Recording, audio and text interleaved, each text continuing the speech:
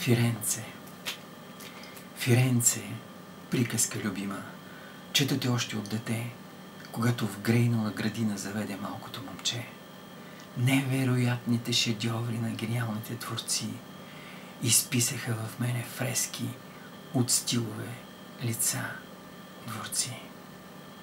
А статуите как обичам, Джардини Боболи, мечти, по Понте Векио да тичам, цял в злато, слънце и лъчи.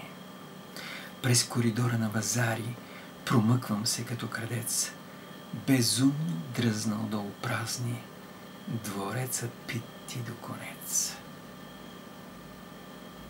И Санта Кроче, пантеонът, препълнен с памети души, въртели здраво колелото на западните висини.